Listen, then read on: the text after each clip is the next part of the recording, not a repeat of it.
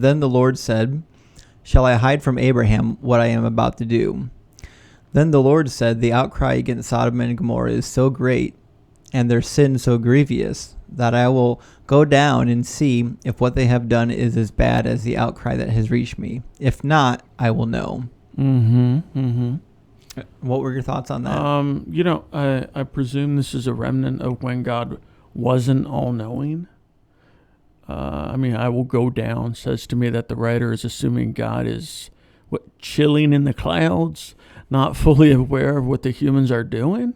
I don't know. It's odd to see him talking to the angels, trying to get their counsel.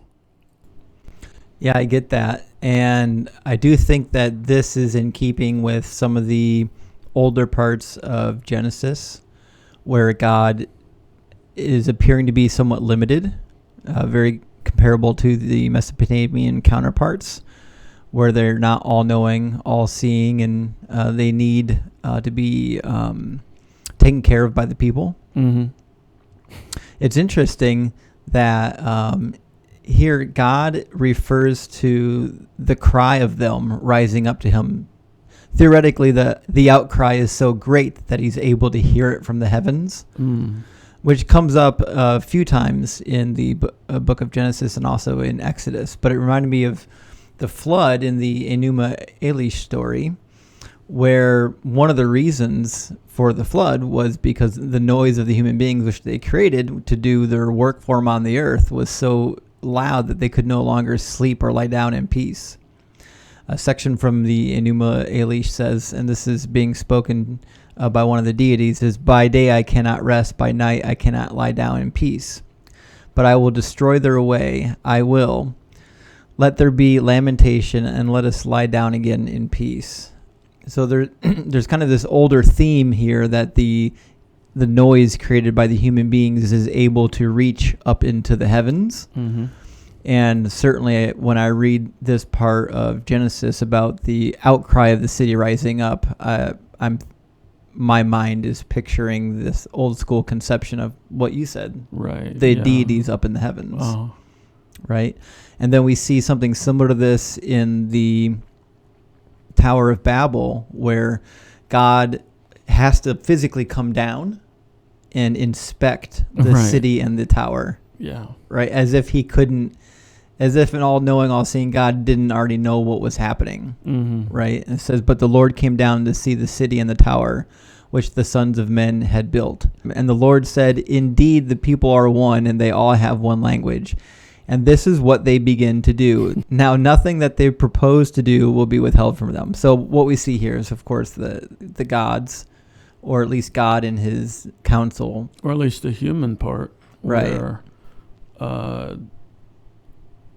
they think they can interact with God or reach him, Right. So, it's really both ways there.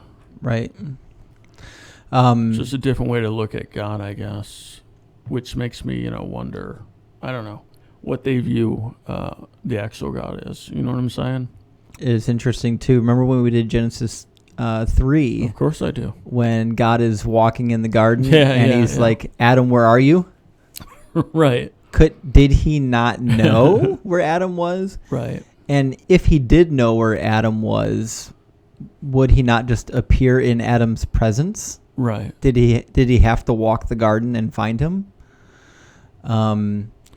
It's clear that there are two different views of God that they're trying to, mesh together. Right. And then even when Adam and Eve need to be removed from the garden so that they are no longer immortal, mm-hmm. would not an all-powerful God just click his fingers and evaporate the garden or erect some sort of mystical barrier?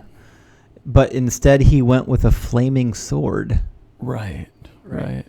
I feel like an all-powerful God that spoke the universe into existence could theoretically just make the garden and the tree disappear altogether, solving the problem.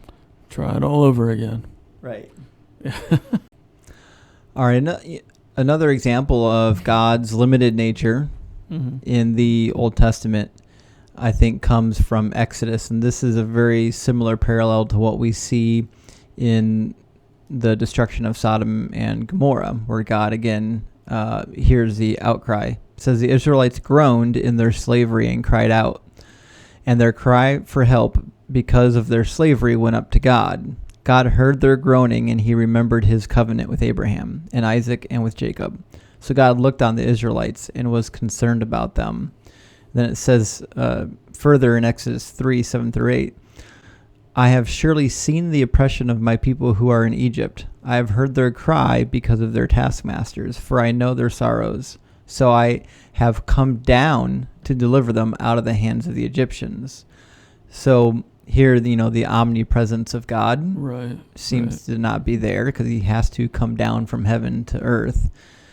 And he only remembers his people because their outcry from being slaves were so incredibly loud. Well, I guess that's what you were saying earlier, right? Right. About how that's why the gods wanted to kill everybody, because they were so loud. Right. So I guess that parallels it, right? It definitely parallels, the ancient Near Eastern idea. Mm-hmm. The physical relationship between the heavens and the earth.